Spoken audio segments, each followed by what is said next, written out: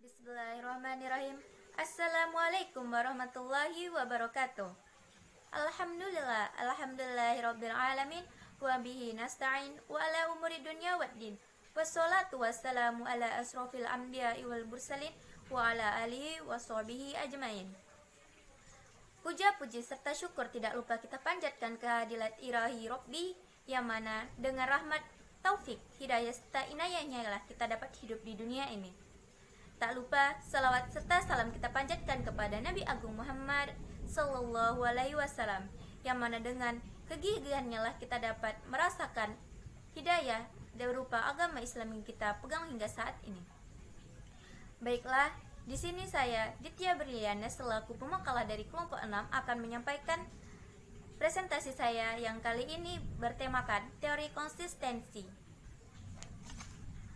Awal mulanya teori ini muncul pada tahun 1946 yang dikemukakan oleh Fritz Heider. Namun, pada awal kemunculannya teori ini tidak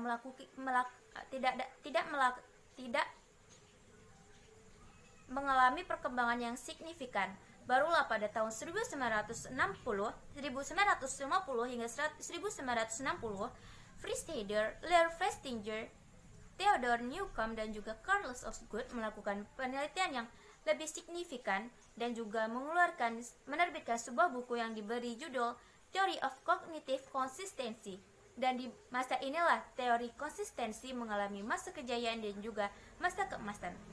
Namun 10 tahun setelahnya, yakni pada tahun 1970, teori konsistensi mengalami penurunan keeksistensiannya dan mengalami mati suri. Barulah pada 1980 teori ini mulai dipelajari kembali dan kembali hidup dan juga dijadikan salah satu pelajaran mata kuliah hingga saat ini. Untuk teori konsistensi sendiri ialah teori di mana seseorang individu merasakan nyaman atas segala sesuatu yang sudah tetap dan juga diketahui kebenarannya, dan merasa tidak nyaman atas sesuatu yang tidak tetap. Teori konsistensi sendiri erat hubungannya dengan dua teori lainnya, yakni teori disonansi kognitif dan juga teori penggabungan masalah. Teori disonansi kognitif sendiri ialah teori di mana seseorang merasa tidak nyaman atas apa yang dirasakannya lantas tertekan untuk melakukan suatu perubahan. Sedangkan untuk teori penggabungan masalah, teori ini berfokus untuk membantu seseorang dengan menggabungkan dan menyusun informasi yang kita dapatkan dari pelaku komunikasi. Untuk contoh dari teori konsistensi ini dapat kita ambil dari kehidupan sehari-hari. Misalkan, apabila Anda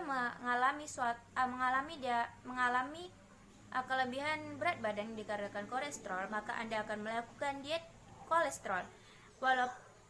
Dan hal ini diperkuat dengan Anda mengetahui akan bahaya-bahaya dari kolesterol itu sendiri. Lantas kemudian ada teman Anda berkata, untuk apa gunanya Anda melakukan diet? Padahal menurut saya Anda sudah memiliki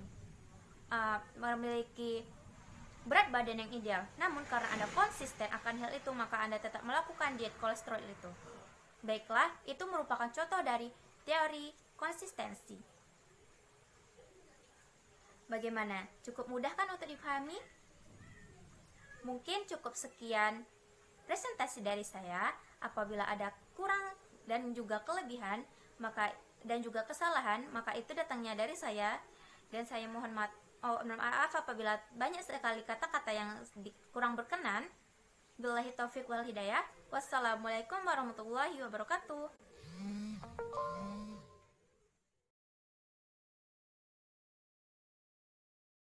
Tidak nyaman atas apa yang dirasakannya lantas tertekan untuk melakukan suatu perubahan. Sedangkan untuk teori penggabungan masalah, teori ini berfokus untuk membantu seseorang dengan menggabungkan dan menyusun informasi yang kita dapatkan dari pelaku komunikasi. Untuk contoh dari teori konsistensi ini dapat kita ambil dari kehidupan sehari-hari. Misalkan, apabila Anda mengalami kelebihan berat badan dikarenakan kolesterol, maka Anda akan melakukan diet kolesterol. Dan hal ini diperkuat dengan Anda mengetahui akan bahaya-bahaya dari kolesterol itu sendiri. Lantas kemudian ada teman Anda berkata, untuk apa gunanya Anda melakukan diet? Padahal menurut saya Anda sudah memiliki berat badan yang ideal. Namun karena Anda konsisten akan hal itu, maka Anda tetap melakukan diet kolesterol itu.